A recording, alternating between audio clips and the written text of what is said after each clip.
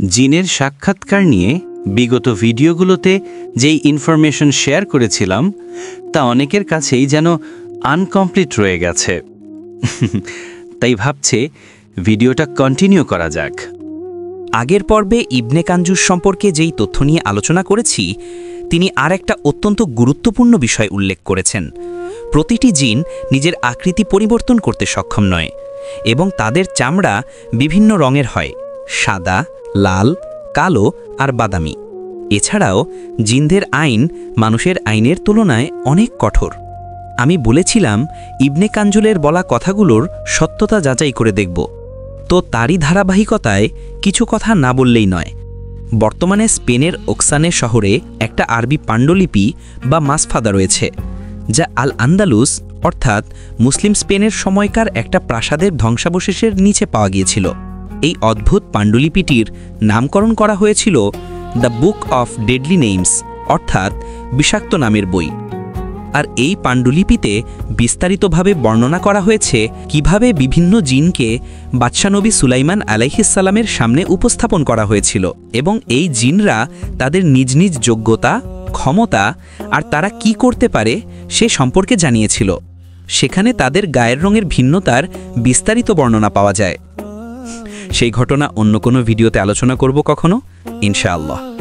ইবনে কাঞ্জুর আরেকটা বিষয়ে উল্লেখ করেছেন, জিনদের আইন মানুষের আইনের চেয়ে অনেক কঠোর। সেটাও জানা যায় সুলাইমান আলাইহিসসালামের একটা ঘটনা থেকে।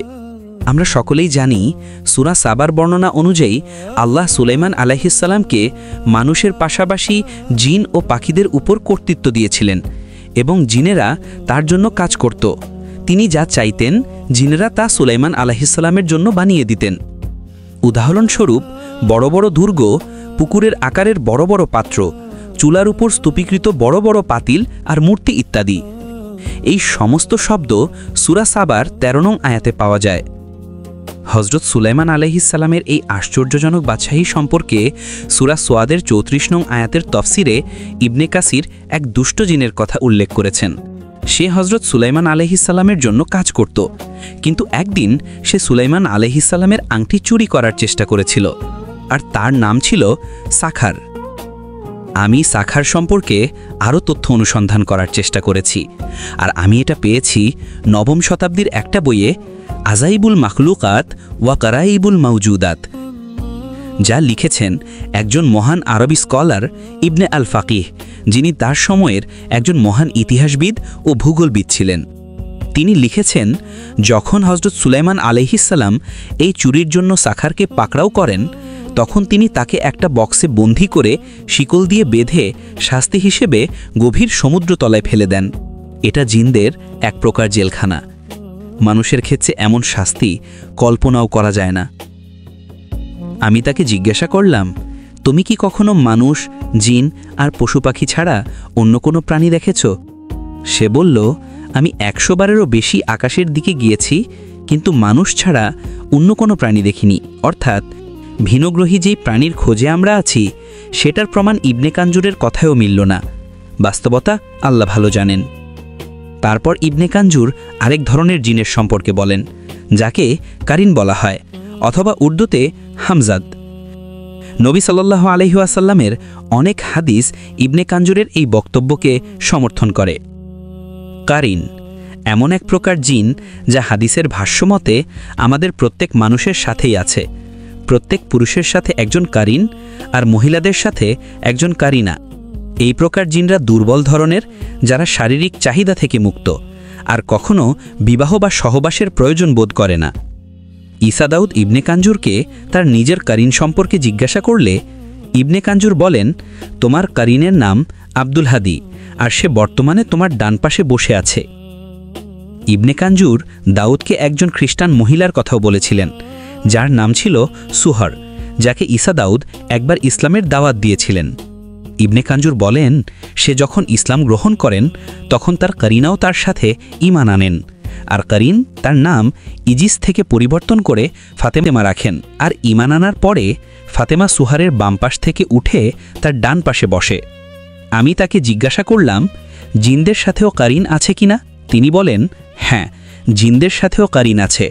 তারা বিশেষ ধরনের জিন যারা খুব দুর্বল হয়, আর তাদের জিন্নুল আহমার বলা হয়। আহমার অর্থ আরবিতে লাল রং, কিন্তু জিনরা কেন তাদের কারিনকে লাল জিন বলে বিষয়টি ইবনে কাঞ্জুর ব্যাখ্যা করেননি। তবে তিনি এটা বলেছেন, মানুষের মতো জিনরাও তাদের নিজেদের কারিনদের দেখতে পায় না। আবার ইবনে কাঞ্জুর আরেকটা অত্যন্ত আজীব বিষয় বলেছেন, যেমন তোমরা মানুষরা বিভিন্ন আমলের মাধ্যমে নিজেদের কারিনদের বশ করার চেষ্টা করো, তেমনি জিনরাও আমল আর জাদুর মাধ্যমে তাদের নিজেদের কারিনদের বশে আনার চেষ্টা করে। জিনেরা জাদুযুক্ত পানি পান করে যাতে এই জাদুর মাধ্যমে তাদের নিজেদের কারিনকে বশে করতে পারে। আমি তাকে জিজ্ঞাসা করেছিলাম, যদি জিনদের মধ্যে থেকে কোনো জিন আমাদের সামনে চলে আসে তাহলে আমাদের কি করা উচিত? তিনি উত্তর দিলেন, তাৎক্ষণিকভাবে আয়াতুল কুরসি পাঠের পাশাপাশি সূরা আস-সাফফাতের প্রথম 10টি আয়াত পাঠ করা উচিত। ওকে, এখন বইয়ের বাইরে গিয়ে কিছু অতিরিক্ত তথ্য আর ইবনে কাঞ্জুরের কিছু কথা নিয়ে আলোচনা করা যাক। আপনি হয়তো লক্ষ্য করেছেন, ইবনে কাঞ্জুর আয়াতুল কুরসির পরে সূরা আস-সাফফাতের 10টা আয়াত উল্লেখ করেছেন। কেন তিনি এমনটি বলেছেন? আয়াতুল কুরসি সম্পর্কে আমরা সকলেই জানি, নবী সাল্লাল্লাহু আলাইহি ওয়াসাল্লামের হাদিসে এর কি পাওয়ারের কথা বলা হয়েছে। কিন্তু সূরা আস-সাফফাতের আয়াতগুলোতে কি আছে সেটা যাচাই করে দেখেছি। এই আয়াতগুলোতে অত্যন্ত শক্তিশালী ফেরেশতাদের কথা বলা হয়েছে, যারা সারিবদ্ধভাবে দাঁড়িয়ে থাকে, আল্লাহকে স্মরণ করে এবং বিদ্রোহী শয়তানদের প্রতিহত করে আকাশকে রক্ষা করে। ইবনে কাঞ্জুর কারিন বা হামজাত সম্পর্কেও কিছু তথ্য দিয়েছেন। কারিন সম্পর্কে অনেক বিস্তারিত আলোচনা রয়েছে। যদি এই ব্যাপারে জানতে আগ্রহী হন তাহলে কমেন্ট করুন, আমি অন্য একটা ভিডিও বানাবো কারিন নিয়ে। তবে এখানে কিছু জরুরি আলোচনা যা না করলেই নয়। আমাদের কারিন তারা আসল রূপে দেখতে কেমন তা আল্লাহই ভালো জানেন। তবে সহিহ মুসলিম আর মুসনাদে আহমদের হাদিস অনুসারে আমাদের প্রত্যেকের সাথেই একটা কারিন থাকে। এখন একটা কথা বোঝার আছে, আল্লাহ তাআলা কারিনকে আমাদের চোখের আড়াল করে রেখেছেন, আর সাধারণত এটা কখনো আমাদের সামনে দেখা দেয় না। কিন্তু একজন বিশেষজ্ঞ জাদুকর এটাকে ডাকতে পারেন, প্রকাশ্যে আনতে পারেন। আল্লাহর প্রকৃতির আইন লঙ্ঘন করে একজন জাদুকর তার জাদুর মাধ্যমে প্রকৃতির বিপরীতে গিয়ে আমাদের কারিনকে তার কাছে ডাকতে পারেন।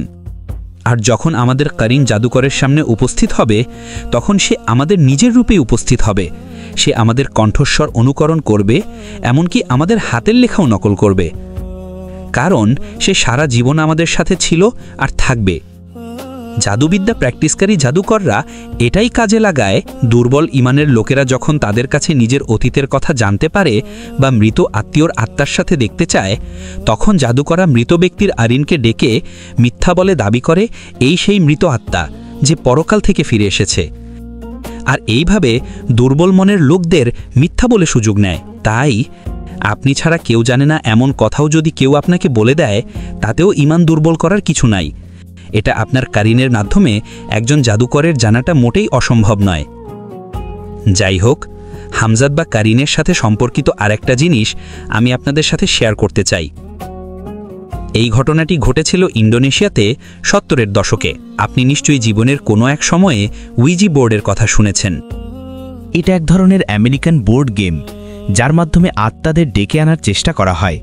এখন বেশিরভাগ মানুষ এই গেমটাকে এত গুরুত্ব সহকারে নেয় না, কিন্তু উইজি বোর্ডের সাথে সম্পর্কিত অনেক সত্য ঘটনা রয়েছে যা প্রমাণ করে এটা একটা বিপজ্জনক খেলা, যা অন্য জগতের কোনো এক দরজা খুলে দেয়।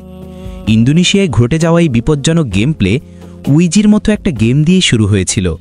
পার্থক্য শুধু এই ছিল যে উইজিতে বেশ কয়েকজন লোক বোর্ডে হাত রেখে কিছু শব্দ বলে, আর এই খেলায় খেলোয়াড় তার হাতে একটা ছড়ি ধরে, তার ডগায় একটা সুতো বেঁধে সেই সুতার সাথে একটা পেন্সিল ঝোলানো হতো, যার নিচে একটা কাগজ পড়ে থাকত।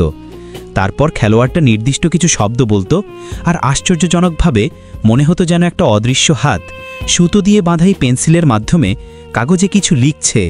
60-এর দশকে এই খেলাটি ইন্দোনেশিয়ায় দাবানলের মতো জনপ্রিয় হয়ে ওঠে, আর এই খেলার নাম ছিল জাইলংকুং। এখনও যদি আপনি গুগলে জাইলংকুং লিখে সার্চ করেন, আপনি দেখতে পাবেন আজও ইন্দোনেশিয়ায় এই খেলা নিয়ে ভৌতিক ঘটনার সিরিয়াল চলছে। ইন্দোনেশিয়ান সংবাদপত্রেও জাইলংকুংয়ের ব্যাপারে একটা ঘটনা প্রকাশিত হয়, যে এক ছাত্র একটা লাঠিতে পেন্সিল ঝুলিয়ে কিছু নির্দিষ্ট শব্দ বলার পরে সে জিজ্ঞাসা করেছিল, আমি কি পরীক্ষায় উত্তীর্ণ হব? আপনি কি জানেন পেন্সিলটা কাগজে কি লিখেছিল? ব্লাজার ডিঙান জয়ত। মানে কঠোর পরিশ্রমের মাধ্যমে। ইনক্রেডিবল! যদি এই ঘটনাটি সত্য হয় তাহলে একটা জিনিস স্পষ্ট, এই পেন্সিল দিয়ে লেখা অদৃশ্য প্রাণীটা ভবিষ্যৎ জানত না। সে জানত না ভবিষ্যতে কি ঘটতে চলেছে, সে জানত না ছাত্রটা পাশ করবে কিনা। আর সূরা সাবায়ে আমাদের বলা হয়েছে জিনরা ভবিষ্যৎ জানে না। উইজির মতোই সবাই এই খেলায় সফল হয়নি। অনেকেই লাঠি দিয়ে ঘন্টার পর ঘন্টা চেষ্টা করেছিল, কিন্তু তাদের কলমও নড়েনি। এই ব্যর্থতার কারণ কি হতে পারে সে সম্পর্কে আমার ধারণা আছে যে পেন্সিলের নড়াচড়া বা লেখা তা নির্ভর করে খেলোয়াড় কোথায় বসে আছে তার উপর। খেলাটি একবার ইন্দোনেশিয়ার একটা মসজিদের ইমাম মসজিদের হুজরায় বসেই খেলতে চেয়েছিলেন, কিন্তু তিনি নির্দিষ্ট সেই শব্দগুলো উচ্চারণ করার সাথে সাথেই শরীরে কম্পন অনুভব করেন আর প্রচুর বমি করে খুব অসুস্থ হয়ে পড়েন। অদৃশ্যে যাই থাকুক না কেন, এটাই মসজিদের মতো পবিত্র স্থানে প্রবেশ করতে পারত না, কিন্তু সেই ইমাম যেহেতু তাকে হাজির করার চেষ্টা করেছেন তাই তার দুষ্টুমির জন্য তাৎক্ষণিকভাবে শাস্তি পেয়েছিলেন। জাই লং কুং শব্দটা নিয়ে আমি একটু চিন্তা করে আমার মনে হয়েছে এই শব্দগুলো মূলত ইন্দোনেশিয়ান নয়। এটা ইন্দোনেশিয়ান ভাষায় অভিযোজিত আরবি শব্দ যা লিয়াকুন এর একটা রূপ। আর যারা আরবি জানেন তারা নিশ্চয়ই বুঝতে পেরেছেন যা লিয়াকুন এর অর্থ কি। এর অর্থ আসো এবং থাকো, অর্থাৎ এমন কেউ যিনি থাকার জন্য এসেছেন। অন্য কথায় সাধারণভাবে এই গেমের মাধ্যমে যাকে আমন্ত্রণ জানানো হচ্ছে সে আসবে, কিন্তু তারপর সে তার সাথেই থাকবে যে তাকে আমন্ত্রণ জানিয়েছে। আমার মনে হয় এটা খুবই ভীতিকর। তো আজকে তাহলে এই পর্যন্তই। ভিডিওর পরের পর্বে বাকি তথ্য নিয়ে আবার গল্প করব এবং জাদুবিদ্যা নিয়ে খোলামেলা আলোচনা করব। সাথে জাদু থেকে নিজেকে রক্ষা করার আমলও শেয়ার করব, ইনশাল্লাহ।